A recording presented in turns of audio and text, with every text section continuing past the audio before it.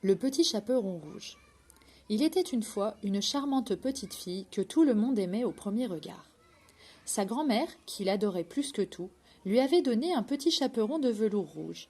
Comme il était joli, comme il lui allait bien, la fillette ne voulut plus porter autre chose, et on l'appela désormais le petit chaperon rouge. Un jour, sa mère lui dit « Tiens, petit chaperon rouge, voici un morceau de galette et une cruche de vin. Porte-les à ta grand-mère qui est malade. Elle va se régaler. Pars tout de suite avant qu'il ne fasse trop chaud. Sois bien sage en chemin et ne cours pas à droite et à gauche, où tu vas tomber et casser la cruche.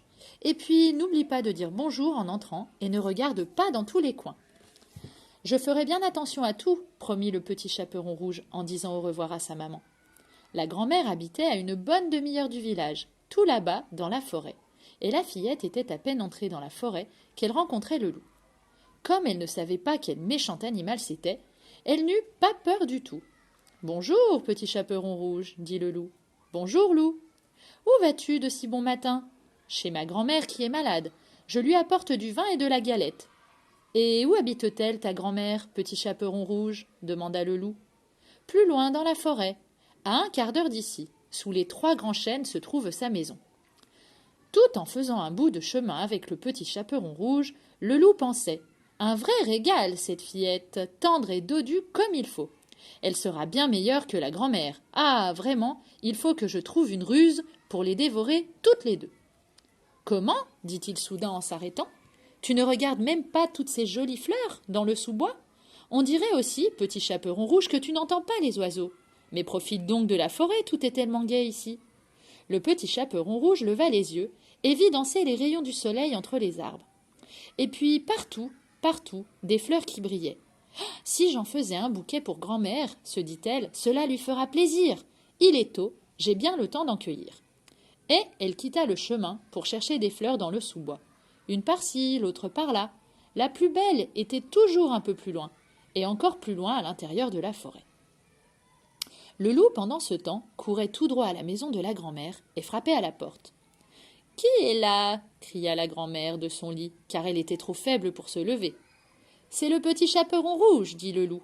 Je t'apporte de la galette et du vin, ouvre-moi. »« Tire la bobinette et la chevillette, cher rat. » Le loup tira le loquet, poussa la porte, courut au lit de la grand-mère et la mangea. Puis il mit sa chemise de nuit, s'enfouit la tête sous son bonnet de dentelle, se coucha dans son lit et tira les rideaux. Le petit chaperon rouge avait couru de fleur en fleur et son bouquet était maintenant si gros qu'elle pouvait à peine le porter. Alors elle pensa à sa grand-mère et se remit bien vite en chemin pour aller chez elle. La porte était ouverte. Quand elle fut dans la chambre, elle eut une drôle d'impression. Tout lui semblait bizarre. Elle dit bonjour, mais comme personne ne répondait, elle s'avança jusqu'au lit et écarta les rideaux.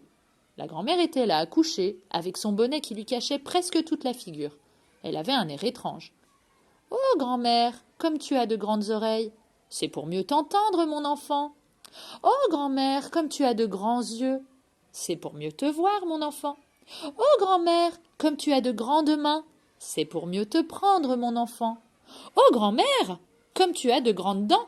C'est pour mieux te manger, dit le loup, qui bondit hors du lit et avala le pauvre petit chaperon rouge. Repu, le loup retourna se coucher et s'endormit. Il se mit à ronfler si fort qu'un chasseur qui passait devant la maison l'entendit.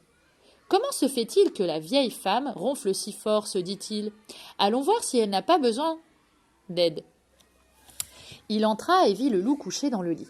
« C'est ici que je te trouve, vieille canaille !» dit le chasseur en épaulant son fusil. « Voilà un moment que je te cherche !» Et il allait tirer quand tout à coup, l'idée lui vint que le loup avait pu manger la grand-mère et qu'il était peut-être encore temps de la sauver. Il reposa son fusil, prit des ciseaux et se mit à ouvrir le ventre du loup endormi. Au 2e ou 3e coup de ciseau, il vit le chaperon rouge qui luisait encore, 2 ou 3 coups de ciseau, et la fillette sortait dehors en s'écriant « Oh là là, comme j'ai eu peur! Il faisait si noir dans le ventre du loup !» Peu de temps après, la vieille grand-mère sortait à son tour. C'est à peine si elle pouvait respirer. Le petit chaperon rouge courut chercher de grosses pierres et en emplit le ventre du loup. À son réveil, il voulut s'enfuir, mais les pierres pesaient si lourd qu'il s'affala et tomba mort sur le coup. Tout le monde était content, Le chasseur prit la peau du loup, et la grand-mère se remit de ses émotions en mangeant la galette et en buvant le vin. Quant au petit chaperon rouge, elle avait eu tellement peur qu'elle se jura d'être plus raisonnable. C'était sûr, à l'avenir, plus jamais elle ne quitterait le chemin pour aller courir dans les bois.